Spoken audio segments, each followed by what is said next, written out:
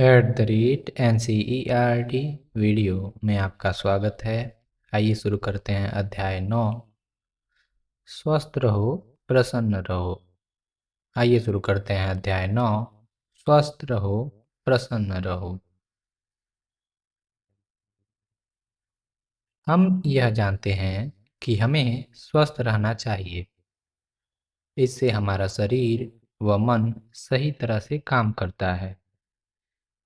यहाँ कुछ सरल व अच्छी आदतें दी गई हैं जो हमारे शरीर को स्वच्छ और रोगों से दूर रखने में सहायता करती हैं। ये आदतें हमारे शरीर व मन को स्वस्थ और प्रसन्न रखती हैं।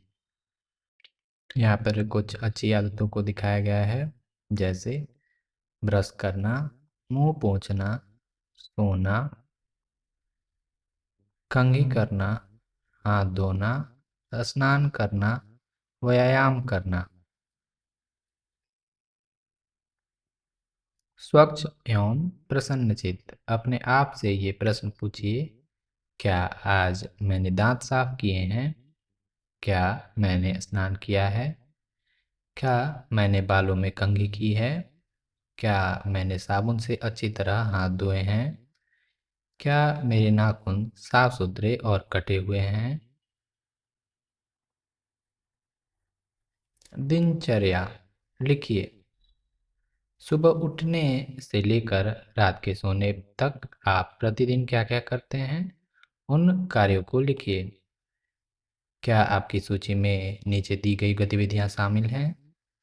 याद रहे कि इनमें से कुछ कार्य ऐसे हैं जिन्हें हम दिन में एक से अधिक बार करते हैं। स्नान करना, साबुन से हाथ धोना, दांत साफ करना, 6 से 8 गिलास पानी पीना, भोजन करना, कम से कम 8 घंटे की नींद लेना, बाहर खेलना। अब इस सूची को नीचे दी गई गतिविधियों के साथ जांचिए। क्या आपने दिन में 2 बार दांत साफ किए? एक बार सुबह उठने पर और दूसरी बार सोने से पहले? क्या आपने भोजन करने के बाद हर बार कुल्ला किया? क्या आपने शौचालय जाने के बाद और बाहर से घर आने पर साबुन से हाथ धोए? यदि इनमें से किसी भी प्रश्न के लिए आपका उत्तर ना है, तो इसके बारे में सोचिए, चर्चा कीजिए कि आप इसे अपनी आदतों में कैसे शामिल कर सकते हैं। क्या इन आदतों को अपनाने में कोई परेशानी हो रही है?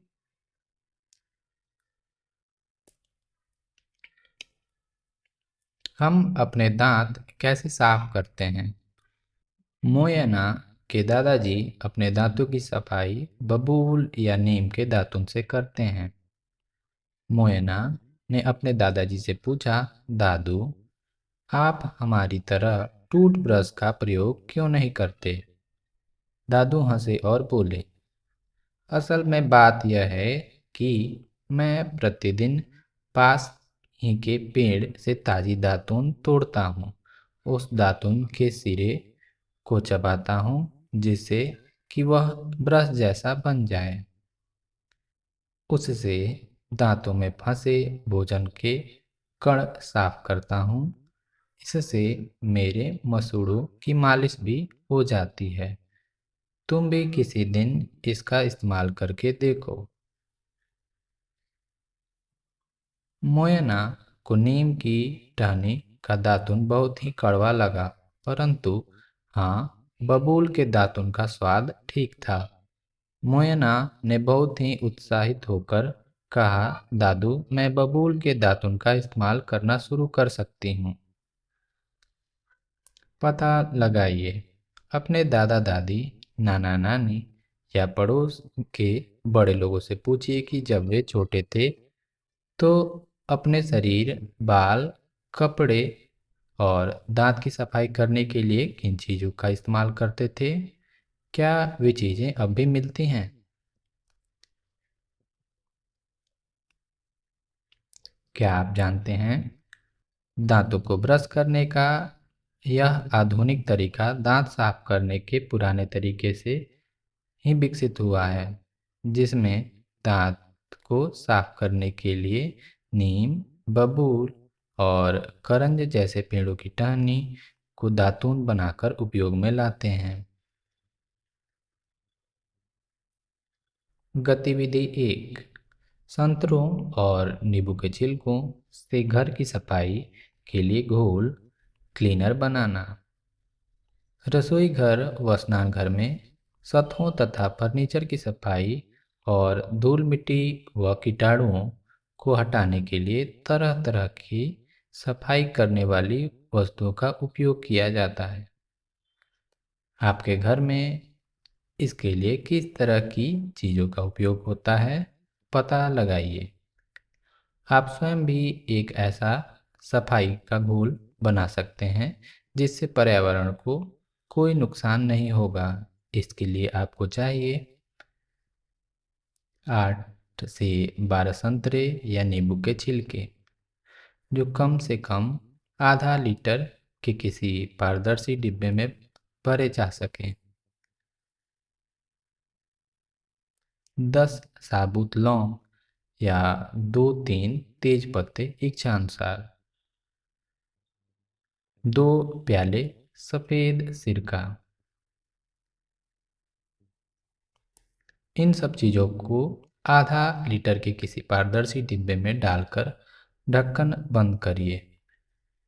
इस डिब्बे को कम से कम 2 सप्ताह के लिए ऐसे स्थान पर रखिए जहां धूप आती हो। बीच बीच में इस मिश्रण को हिलाते भी रहें। 2 सप्ताह के बाद इसको छान लें। हर तरह की सफाई के काम में आने वाला सफाई का घोल तैयार है। घर के फर्श और स्नानघर में सफाई के लिए पानी से भरी बाल्टी में 1 प्याला यह मिश्रण मिलाएं और देखें इसका कमाल। शिक्षण संकेत। बच्चों की दिनचर्या इस पर निर्भर करती है कि वे कहाँ रहते हैं और उस जगह पर पानी जैसे संसाधन किस प्रकार उपलब्ध हैं। शिक्षक इन बातों पर चर्चा करें। स्वच्छता के लिए इस्तेमाल किए जाने वाले पुराने पारंपरिक तरीकों और प्राकृतिक चीज़ों जैसे बालों के लिए रीठा या सिकाकाई का प्रयोग पर चर्चा की जा सकती है। इसके साथ ही घर की सफाई के लिए कुछ सुरक्षित और प्रभावशाली विधियों को भी प्रयोग में लाया जा सकता है। यहाँ पर चित्र दिया है कुछ जानवरों पक्षियों का। पशु पक्षी भी स्वयं को स्वच्छ रखना चाहते हैं। क्या आपने कभी देखा है कि बंदर एक दूसरे को साफ करते रहते हैं? वे एक दूसरे के शरीर के बालों से छोटे छोटे कीड़े निकालते हैं। आपने पक्षियों को भी देखा होगा कि वे अपनी चोंच से अपने पंखों को साफ करते हैं। अपने आसपास के परिवेश में देखिए कि पशु पक्षी व और कीट आदि अपने शरीर की सफाई किस किस तरह से करते हैं। घर के अंदर और बाहर खेल खेलना। क्या कभी आपने ध्यान दिया है कि पकड़म पकड़ाई के खेल में अपने मित्र को पकड़ने के लिए आप बहुत तेज दौड़ते हैं? तेज दौड़ने के बाद आप तेज तेज सांस लेने लगते हैं। हो सकता है कि आपके गाल हल्के से लाल भी हो जाते हों। आपको अपने शरीर में गर्माहट महसूस होती होगी, पसीना भी आता होगा। जानते हैं कि ऐसा क्यों होता है? दौड़ने कूदने जैसी गतिविधियों से हमारा हृदय कुछ अधिक कार्य करने लगता है। व्यायाम शरीर के लिए अच्छा रहता है। स्वयं को चुस्त, स्वस्थ व फुर्तीला रखने के लिए व्यायाम के बहुत से तरीके हो सकते हैं। गतिविधि 2। खुद को उछलो कूदो। जरा ऐसे भी करके देखो। बत्तख की तरह चलो, मेंढक की तरह कूदो, बिल्ली की तरह दौड़ो। किसकी तरह चलने में आपको सबसे अधिक आनंद आया? कूदने वाली एक रस्सी लें और कूदें। कूदते समय गिनती करें कि आप कितनी बार कूदें। अपने मित्र के साथ भी कूदें और देखें कि कौन सबसे अधिक बार कूदा। अब 10 बार कूदिए और अपने मित्र को कूदने के लिए कहिए। आप 10 तक की गिनती कहने में स्थान पर छोटी सी कविता भी गा सकते हैं, जैसे मुझे पसंद है रोटी, मुझे पसंद है घी, मैं चाहता हूँ कि अपने मित्र का नाम लें, मेरे संग कूदें। आप कूदने वाली रस्सी से और कौन-कौन से खेल खेलते हैं? अपने मित्रों को सिखाइए और उनसे सीखिए। शिक्षण संकेत। हमारे शरीर को मुख्यतः 3 प्रकार के व्यायामों की आवश्यकता होती है: हृदय एवं श्वसन अंगों को सुदृढ़ करने वाले व्यायाम, मांसपेशियों और हड्डियों को सुदृढ़ करने वाले व्यायाम, और शरीर के लचीलेपन को बनाए रखने और बढ़ाने के लिए व्यायाम। हरप्रीत की दादी के घुटने में दर्द रहता है, इसलिए उन्हें चलने फिरने में कठिनाई होती है। फिर भी वे घर में थोड़ा बहुत चलती हैं। वे हरप्रीत के साथ शतरंज खेलना पसंद करती हैं। वे कहती हैं कि शरीर व मस्तिष्क दोनों का ही कार्य करते रहना बहुत ज़रूरी है। खेल का नाम बताइए। आपको घर के बाहर खेले जाने वाले कौन-कौन से खेल पसंद हैं? पता लगाइए। क्या आप इन खेलों को पहचान सकते हैं? क्या आप पहले कभी इन खेलों को खेल चुके हैं? यहाँ पर देख सकते हैं, लट्टू का चित्र दिया है। यह है सांप सीढ़ी, यह है कैरम बोर्ड और यह है लूडो।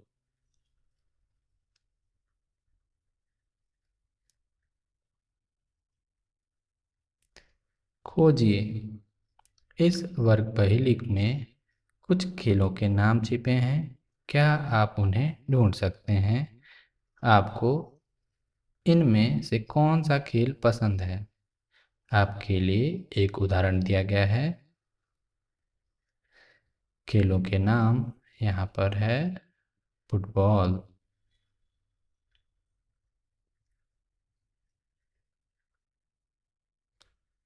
यहाँ पर है लूडो, यहाँ पर है बैडमिंटन, और यहाँ पर एक उदाहरण के स्वरूप कबड्डी लिखा गया है। इसी प्रकार और भी खेल इसमें छुपे होंगे, उन्हें ढूंढें, जैसे कि खो खो इत्यादि। इसका जवाब यहाँ पर लिखा हुआ है: सुरक्षित रहकर खेलना। सुरक्षित रहते हुए खेलना सबसे महत्वपूर्ण है। निम्नलिखित में से कौन-कौन से स्थान खेलने के लिए सुरक्षित हैं? क्यों और या क्यों नहीं? भीड़-भाड़ वाली सड़क, यह है असुरक्षित। पार्क, यह है सुरक्षित। विद्यालय का मैदान, यह भी है सुरक्षित। बिना रेलिंग की छत, यह है असुरक्षित। जहाँ कोई निर्माण कार्य चल रहा हो तो यह भी असुरक्षित है। सार्वजनिक स्थानों पर अपरिचित लोग हो सकते हैं। लोगों से तभी बातचीत करें जब आपके साथ माता-पिता या कोई बड़ा व्यक्ति हो जिस पर आप भरोसा करते हैं।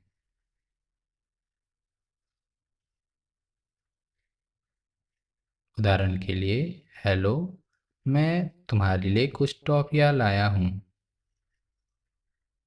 बच्ची बोलती है, धन्यवाद, पर हमें टॉफियाँ नहीं चाहिए।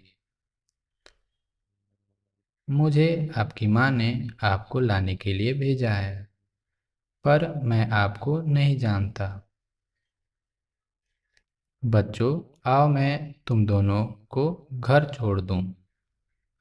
नहीं नहीं, हमें अपने घर का रास्ता पता है। खेलते समय हमें अपने आसपास ध्यान देना चाहिए। शिक्षण संकेत। जब भी बच्चे किसी अनजान व्यक्ति से मिलें तो उन्हें सावधान रहने के लिए सचेत करें। माता-पिता जब भी अपने बच्चों को लेने किसी नए व्यक्ति को भेजें तो विद्यालय के साथ पहले से तय पासवर्ड का उपयोग करें।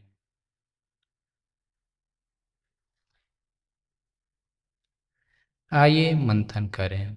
क लिखिए। अपनी साप्ताहिक स्वास्थ्य तालिका बनाइए। आपको कैसा लगता है जब आपको नींद आ रही हो, भूख लग रही हो या थकान हो? जब हमें कुछ ऐसा लगता है तो यह इस बात का संकेत है कि शरीर को कुछ चाहिए। हम सभी की आवश्यकताएं अलग-अलग होती हैं। हमें इस बात की समझ होनी चाहिए कि हमारे शरीर व मस्तिष्क के लिए क्या अच्छा है। इसके लिए सप्ताह भर की अपनी गतिविधियों को तालिका में भरिए और बताइए कि आपने क्या महसूस किया। दिन। क्या मैंने 2 बार दांत साफ किए? क्या मैं सुबह शौचालय गई या गया? क्या मैंने स्नान किया?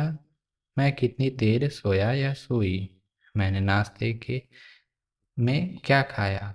मैंने कितनी देर तक टीवी देखा या फ़ोन चलाया? मैंने कितनी देर तक घर से बाहर के खेल खेले? यह सब करके मुझे कैसा महसूस हुआ? अच्छा, ठीक-ठाक, कुछ खास नहीं, बुरा।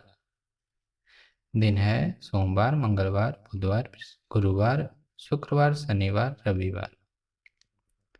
ख चित्र बनाइए। अपनी कॉपी में एक बड़ा सा गोला बनाइए। अब इस गोलाकार आकृति को 24 हिस्सों में बांटिए। कल्पना कीजिए कि इस गोले का प्रत्येक हिस्सा आपके दिन का 1 घंटा है। शिक्षण संकेत। बच्चों को प्रोत्साहित करें कि वे अच्छी नींद, अच्छे आहार एवं व्यायाम का संबंध अच्छा महसूस करने के साथ पहचानें। उनके साथ यह भी चर्चा करें कि क्या किसी अच्छी आदत का नियमित रूप से पालन करना कठिन है। इस तालिका को भरना एक तरह से इस पाठ का आकलन करना है।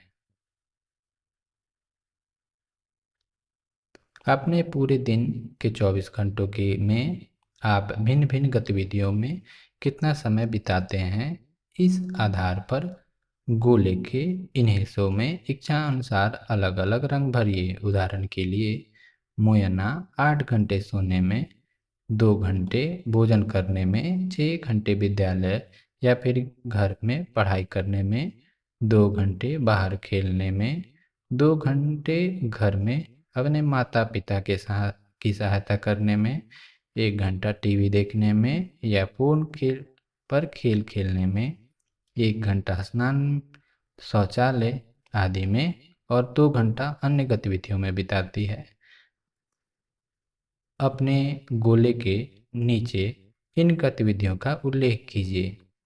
मोयना का गोला यानी उसका पूरा दिन इस तरह से है: सोना, भोजन करना, पढ़ाई करना, खेलना, माता-पिता की सहायता करना, टीवी देखना, शौचालय, स्नान आदि अन्य कार्य। इन रंगों को एक गोले के 24 हिस्सों के रंगों में के हिसाब से भरा गया है। उदाहरण के लिए, पढ़ाई के लिए 6 घंटे, 1, 2, 3, 4, 5, 6। सोने के लिए 8 घंटे, 1, 2, 3, 4, 5, 6, 7, 8। ग चर्चा कीजिए। किसी ऐसी गतिविधि के बारे में सोचिए जो आपके शरीर की ताकत व ऊर्जा को बढ़ाने में सहायक हों। इसे आप सप्ताह में कम से कम 2 बार करिए। इसमें दौड़ना, कूदना, सीढ़ियों पर चढ़ना आदि गतिविधियां हो सकती हैं। अपने मित्र के साथ चर्चा कीजिए और इस तरह की गतिविधियां साथ मिलकर कीजिए। शिक्षक संकेत: बच्चों को एक बड़ा सा गोला बनाने के लिए कहें, जिससे वे उसमें सरलतापूर्वक 24 हिस्से बना सकें। इस गोले को बिना चांदी की सहायता से 24 हिस्सों में विभाजित करने का सबसे सरल तरीका है इसे सबसे पहले 4 बराबर हिस्सों चौथाई में बांटना, फिर प्रत्येक चौथाई भाग के 3-3 बराबर भाग करना। इतना करने में 12 बराबर भाग बन जाएंगे। अब 24 भाग बनाने के लिए प्रत्येक भाग को 2 हिस्सों में बांटिए। यह गतिविधि आगे चलकर बच्चों को भिन्न तथा अनुपात की अवधारणाओं को समझने में सहायता करेगी। साथ ही बच्चों के लिए घड़ी का चित्र बनाने तथा झंडे में अशोक चक्र बनाने में भी सहायक होंगी। इसी प्रकार के और वीडियोज के लिए आप NCERT वीडियो को सब्सक्राइब कर सकते हैं। धन्यवाद।